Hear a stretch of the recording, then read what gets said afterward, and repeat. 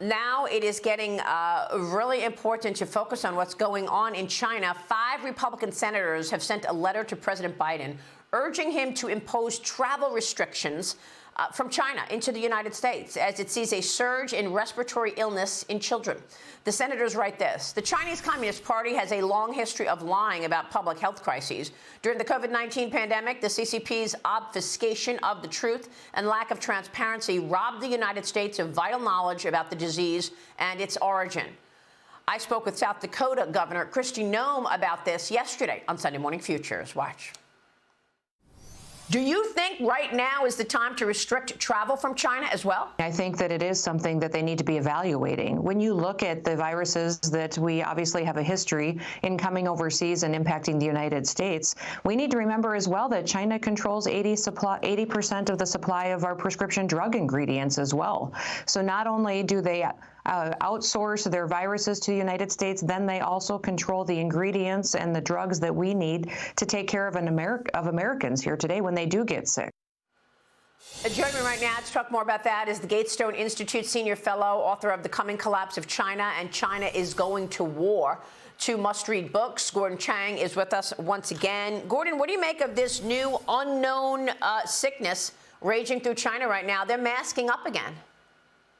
Yeah, and we don't know. All we know is what we hear from China.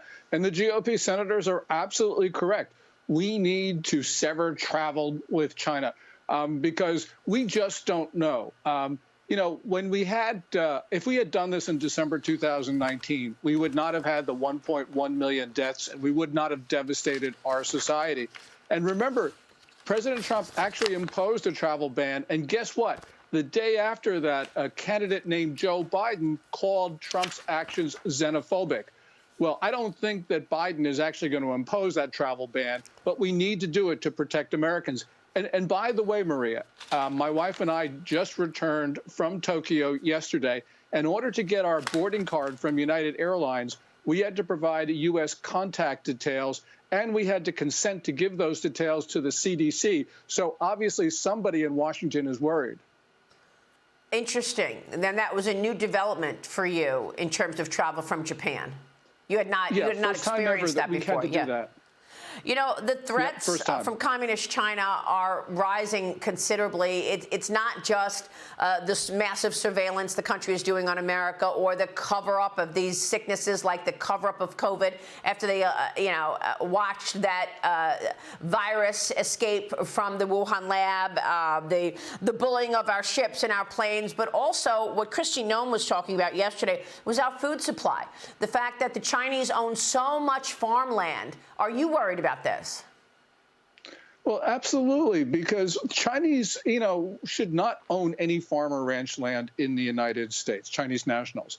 And the reason is no American can own any land in China, full stop. That's a good point. Yeah, we know that Chinese parties owning land have been engaged in marijuana grows, which are illegal, basing human trafficking operations on their land in Oklahoma, and, of course, buying land near sensitive military facilities. So until we get to the bottom of this, no Chinese national should own any land in the United States. I was just reading about that yesterday, that hundreds of illegal Chinese-owned marijuana operations taking over in the state of Maine. I mean, they are coming at us with so much, whether it be the fentanyl coming in the southern border, but now controlling these marijuana farms in Maine, trying to send more drugs into America?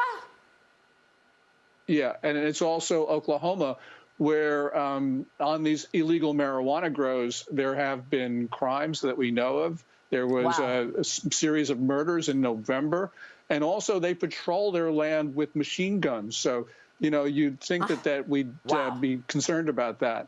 And this, of course, is part of China's part of China's plan to weaken the United States with fentanyl, with drugs, marijuana. This is a comprehensive plan. And there's a propaganda war as well. That's part of the comprehensive plan, spewing out all of this misinformation, following our political debates and piling on. Meanwhile, they don't keep their promises with the United States either. It's like in plain sight, they are against us. The chairman of the Joint Chiefs of Staff this weekend said that he's still waiting to hear back from the Chinese military about resuming military ties. Remember, this was the main so-called deliverable from that meeting with Biden and Xi Jinping a couple of weeks ago. President Biden and Xi Jinping agreed to return to military talks during that San Francisco summit last month, Gordon. And yet we still have no deliverables here. The militaries are not communicating, we're told by the Joint Chiefs of Staff. Yeah, and it's no surprise why. The Chinese military is in a state of turmoil with all of the purges.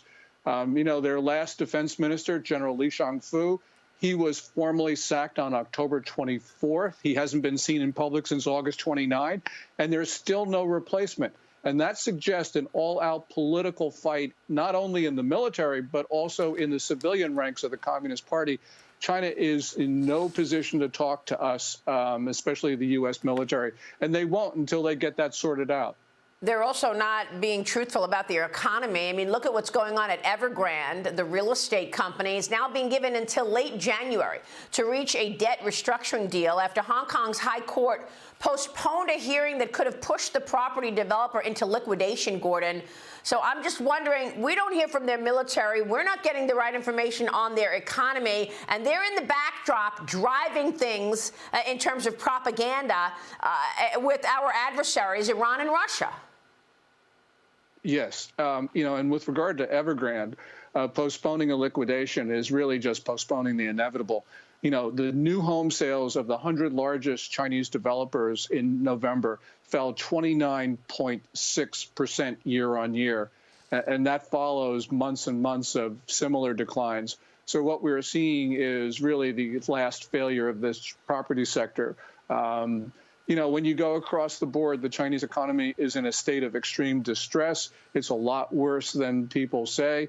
And I think it's going to take the financial community by surprise. You had an analyst on, Ryan, just a few moments ago, talking about how great the U.S. economy is. And yeah, I can buy into all of that. But he's not taking into account the shock factor of what will happen in China or what you just pointed out, which is war in the Middle East.